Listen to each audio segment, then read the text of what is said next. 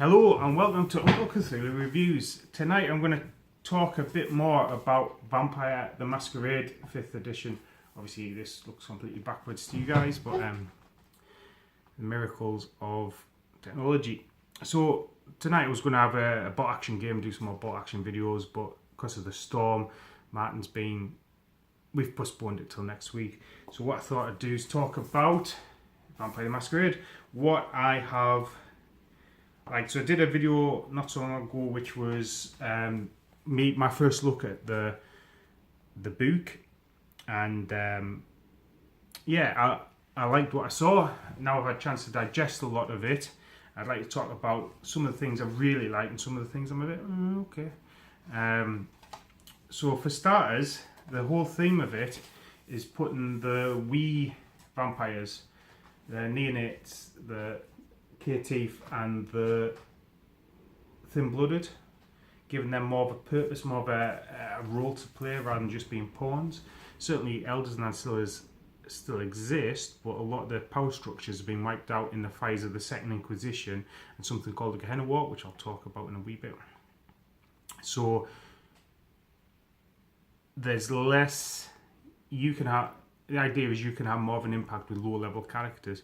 Certainly with the disciplines, this is helped by the disciplines having different options you can take.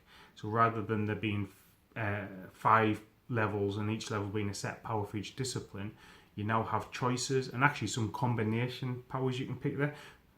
It makes playing a neonate less like you're losing out to somebody who got to level 6, level 7 and had the pick and got the cool powers. And what that does is allows you to play a much lower level game. Me and my pal Paul, we talked a lot about Vampire, we've done a lot of Vampire role playing together in the past, talked about running a street level game where you're playing neonates, doing things, and you are the most important pieces to that story. Certainly the background and the setting for this really does. In the background and the setting, the Camarilla's still in control, but the Anarchs have had a much greater increase in power. They've pulled together a lot more, and actually some key Camarilla people have gone over to the Anarchs, and the Sabbat have basically immolated themselves in the wars. They've come out of the wars a much more reduced power. Their power structures have decreased, and I think I read somewhere that the Anarchs successfully challenged them in Mexico, which is certainly really interesting. So the idea of the Gehenna War is the Sabbat, a lot of the Sabbat have gone over to the Middle East and are trying to awaken the Antediluvians, presumably to have the Antediluvians come back alive and create all sorts of mayhem, so that the vampires as a whole have to ally against them, the Antediluvians that is. Camarilla elders are getting sucked into that and fighting Sabbat on the ground. That's an idea. It doesn't sit that well with me. But there is an interesting bit there where the Banu Hakim, the Assamites, as were, have formed some sort of alliance with the Camarilla so that they can team up and fight the Sabbat, which are encroaching on their lands. So above that, and the details of Second Inquisition and how that came around, which actually came about from 9/11, the Two Towers. So say that the terrorists who attacked Two Towers were human, there was no supernatural influence on them, and they did what they did. But Ventru Elder was in the Two Towers, and the Camarilla overreacted. Jan Pieterzoon and Theo Bell overreacted and got the NSA involved in trying to hunt down who did it, why did it, and all sorts of vampiric conspiracies about this. And they unleashed a beast they couldn't put back in a box, and the NSA and various other government organisations and church organisations now know about vampires and have launched Second Inquisition to wipe them out, which did deplete a lot of the elder networking and ancillary networking, leaving the ground open for the, like I say, the neonates to claim power and create cities of their own. And with that as well, there's stories of the Nosferatu Shreknet being compromised, and obviously they would have more information on elders than they would Nenets. So I thought it was really clever in putting the theme back in the book. But other than that, that's about it for the background. I must admit I haven't read the chronically bit at the back, but in terms of the start of the core rules, that's what I've got. So a wee bit disappointed there's not more detail there. You probably understand why there isn't, and certainly there's a Camarilla and an Anak book coming out, and you could have got them in a special slipcase with the core rules. But certainly the sort of in-character fluff at the start of the book I really enjoyed. There's lots of interesting stuff in there, and okay, so the clans, so there's 7 clans in here, which disappointed me. I do like my Sabat clans, and I would have liked to have seen what's happened with a lot of other things in a bit more detail in the world post the Gehenna events.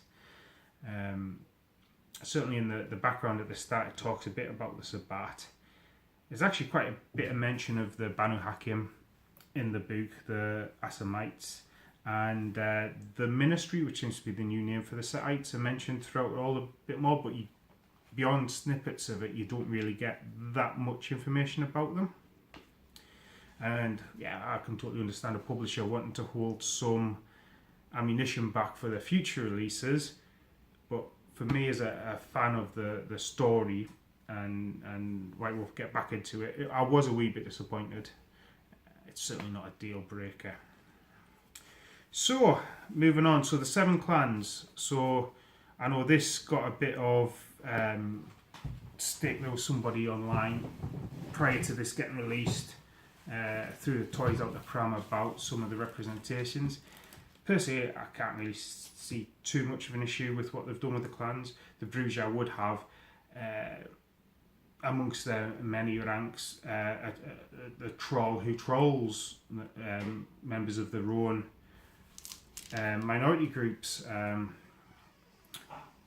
But with the clans themselves, one of the things I do like is the weaknesses seem to all have a mechanical function. So the Malkavians aren't just mad and there's a derangement you have to kind of play out and follow. It's more than that. It's there's a mechanic with it.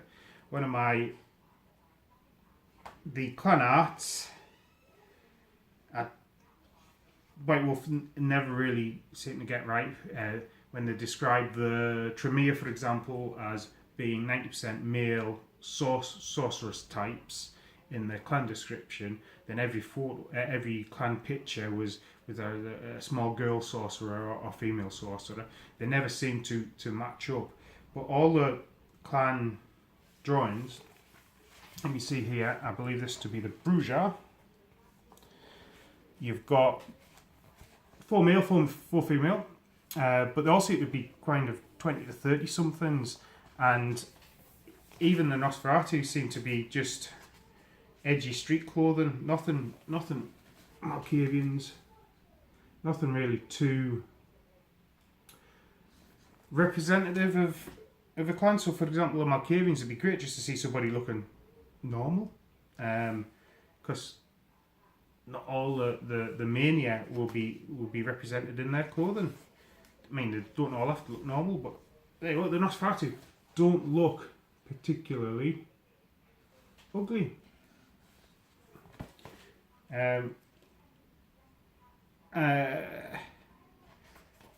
But beyond that, actually the artwork, some of the other artwork in this book is amazing. I quite like this, the sort of photo shots of the characters. I mean, if anything said Toreador, love it. So yeah, so the clans haven't changed much apart from one thing which I was delighted about, is the Tremere Pyramid has been destroyed. And all Tremere are basically trying to pull themselves together and or free agents, and their clan weaknesses changed from they were bloodbound partly to the pyramid, which I think was one step bloodbound to the pyramid, which, to be honest, didn't really have that much effect, to that they cannot create bloodbounds anymore, which I thought was a really nice yeah, to me, you can still buy mortals and ghouls, but kind of bound their fellow vampires, which I quite liked. So, moving on a bit to one of the other things I really liked was how the blood pool is dealt with. So previously it was a pool of say 10 to 20, 30 blood points you had in your body, and you would expend blood points to be able to fire up your powers. That's been replaced with this idea of hunger from 1 to 5. 5 means you are hungry, you're totally on the edge, you've probably got very little blood in you, and that hunger is what you have to test against, and there's a substance I haven't looked into yet called a rouse test, which I think must be a rouse the beast to get them to, or rouse the blood to get them to do stuff. And because as a storyteller, one of the things I intensely disliked was characters who would want to turn up at Elysium, the game set, always on full blood, yet never want to turn up late. If you're going to turn up to a vampire game on full blood just because there might be a hint of supernatural shenanigans, then you're going to have to feed. You're going to have to be on top of that. It is going to hold you back. It is going to slow you up. Tremere characters turning up to Elysium like with 5 or 6 different rituals. This book here tells you exactly how long it takes to cast these rituals. So if a ritual takes an hour and you want to do 3 of them, that's 3 hours, and do some feeding on top.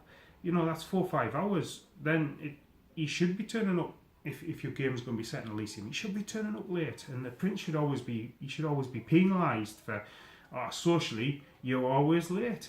Why do you disrespect me so much? But no, players being in the live game being the cheesy monkeys they were,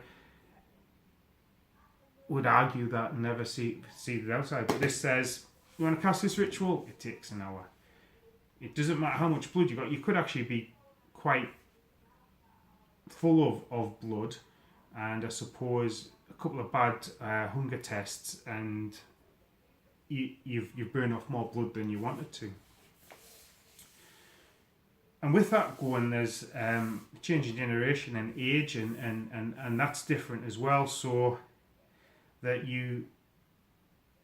there's not a direct correlation between generation and dots. If I find the exact table, it's a pretty smart wee table. So let's see, is it under age? And again, it's just adding to the thing where you're less of a number counter,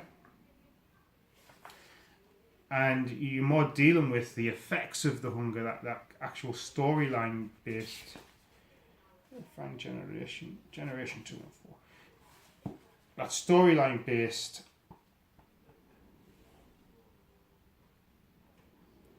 Yeah, so there's generation, there's blood potency. There you go. So you're looking at your generation, what your blood potency is, the blood surge you get, discipline power bonus, discipline rouse check rerolls, bane severity. So yeah, so if you've got quite low blood potency, then you have no effect on feeding. So thin bloods, for example, can get their nourishment from animals, from blood bags. The more powerful you become, so blood potency 2, feeding penalty, animal and bagged blood slakes half the hunger. So again, it's dealing with hunger. It's not I've drank 3 points of blood, I'm back up to 4. Then you get up to say 5, blood potency 5, animal and bagged blood slakes no hunger. Slake 1 less, and the more powerful you get, you slake less hunger per human blood eat your drink as well. And there you go. So at 5, must drain and kill a human to reduce your hunger below 2. So unless you every so often feed and let your inner vampire beast have a bit of rain, you're always going to be struggling with you're never going to quite have that beast in check. So yeah, so what else have I seen that I liked? Yeah, blood sorcery, thaumaturgy and rituals seems to be shared between the Assamites, the Banu Hakim, and the Tremere. Certainly it looks like elements of Quietus and thaumaturgy are being spliced together in blood thaumaturgy, blood sorcery, sorry, which I do like the look of.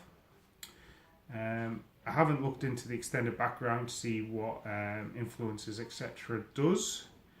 I'll be interested in doing that. So yeah, so looking at it, really like what I've seen. It's got me really thinking about Vampire again. I'm certainly going to be picking up the Anarch and the Camarilla books. Definitely Sabbat book when it comes out. I have a real soft spot for the Sabbat. For those of you who know me, I was a Sabbat NST for the UK. Brought the Sabbat games to the UK. Oh yeah, there's another thing I like the look of is with your disciplines, if you feed from different type of people, you might get a bonus in your disciplines. For example, I think there's a whole kind of erotic thing going on with presents and like amphetamine use boosts your celerity, and there's a whole lot about different feeding preferences. There's quite a bit of stuff in about feeding, which, like I say, I really like because it's putting a vampire back in, so that it's putting the vampire back into the game, so it's less about number crunching. There's a nice wee rule in the combat, which was basically if you're just fighting mooks and you've done 3 rounds of combat, just create a solution. If you've killed off more of them than they've done damage to you, then they're just going to retreat or something. Nobody likes rolling dice, it actually says, and certainly my games, the less dice rolling I get my players to do, the better. So I've also took out my Kindred the Erased DVDs to watch as well, so I'm quite looking forward to that. I'd be thinking about, I had some ideas for a set of such short stories for some vampires as well, so I might get around to writing some of those. Just totally fired us up. Will I ever go back to a live role-playing game? No. People who go to live role-playing games, it all seems to be about the out-of-character drama. Can't deal with that anymore. I'm too old for that. Would I consider doing some tabletopping? Yes, if I can fit it into the schedule. Like I say, on balance, 80% of things I've liked, 20% of things I've thought, oh, I don't like that so much, I'll see how that goes. And certainly the things that I haven't liked have been more cosmetic than core issues with the book. So that's me kind of looked at the background and the clans. I'll do another video looking at the mechanics.